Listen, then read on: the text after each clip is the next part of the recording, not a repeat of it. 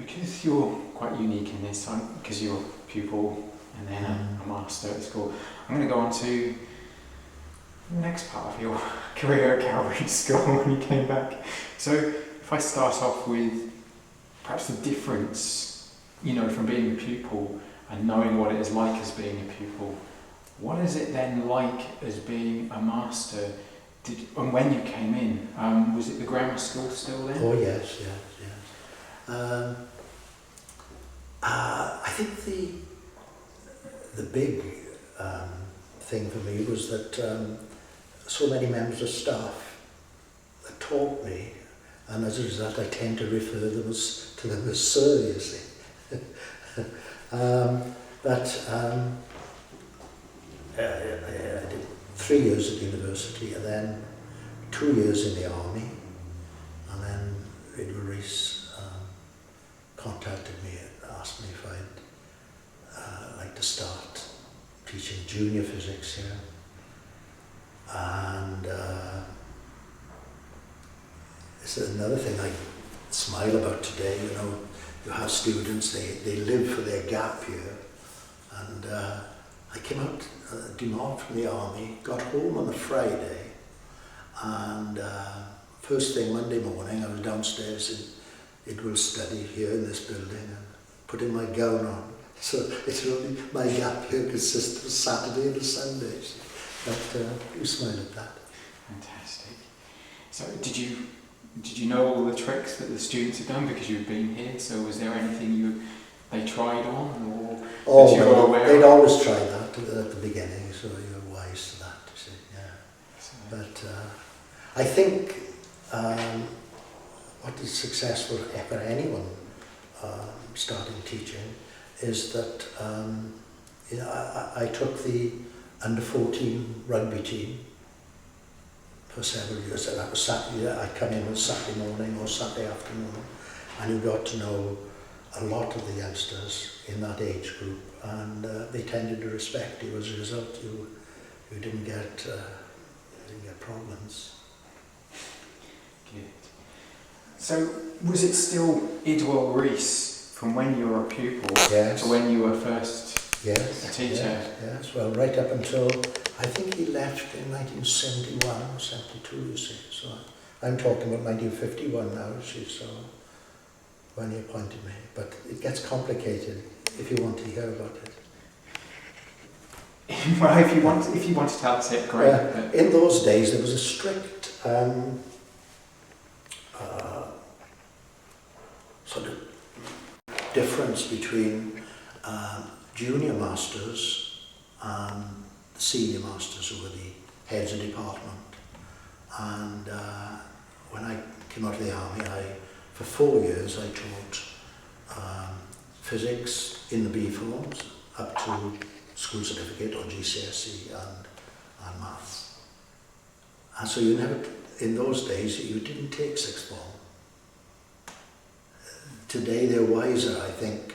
You do get masters perhaps taking junior subjects who do get a few periods of Form 6, and it gives them experience. But after 4 years, I went off to West Africa to teach, and I was there for 4 years, and then I had a letter from Mr. Rees, would I like to come back to be head of department, because the physics master had passed away suddenly, and that's my life. You came back to Cowbridge then, and that was 1960. Keep away from us. That's great. After Idwell Rees, my history of headmasters is a little shaky. Was that Gwyn James, or was there? Oh no. Idwell left. As I say, it must have been about the 70s, and then Euro Davis Classics was headmaster for a year, and that was the year when you had the problems of going comprehensive and a lot of politics involved. And Euro was here for a year, and you would remember Mr. Codlin, English, he did a little bit, and then in the final year of the grammar school, that must have been 1972, the headmaster, Harry Williams from Clonharry, came along and did the final year of the grammar school. But So was he there on the transition? Was he part of the comprehensive? I think it was all cut and dried then. So he that left. it would be comprehensive, and most of the subjects moved from this part of the school to the top part of the school. Right. So after To Burton Road. You know. So after him, was that Gwyn? Or That's right. Then Gwyn came, and he did a great job. Yes, a great job. But the other thing I must tell you,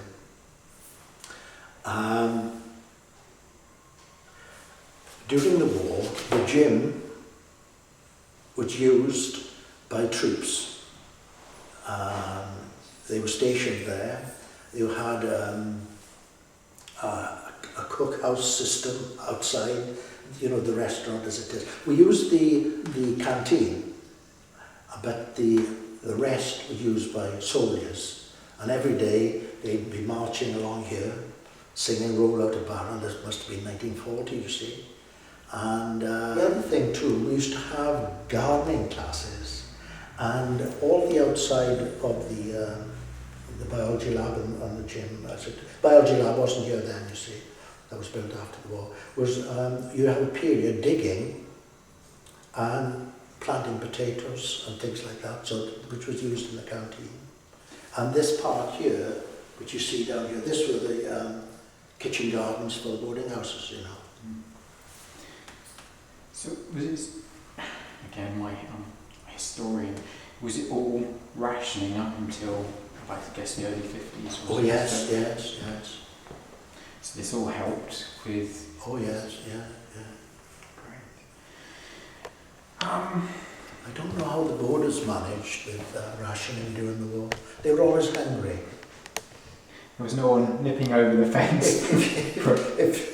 If you had sandwiches, you'd always have boarders hanging around wanting something to eat. You know. That's perhaps something I should ask about, is what you thought of the food and... It was stodge mainly, but you know, you were always hungry. The other big thing to me, coming to Cowbridge as a youngster, living in a mining village, I couldn't get over the number of orchards about, and of course there was a great temptation come September, because in a mining village you wouldn't get apple trees, you see. But it was a strange experience to come to an oldie worldy town like Cowbridge. So you went scramping with the other boys? Yeah, yeah. But they're not around here now, but I know one or two places where the cars are parked here, you know, as you go into Old Hall. Mr. Pratt, who was the landlord of the Duke, there are apple trees there. The apples were red, huge, you know, very tempting. But you'd get caned if you got caught. Yes. You'd have to edit an awful lot of this. No, this is all great because it builds up a story, I think, so we can bring...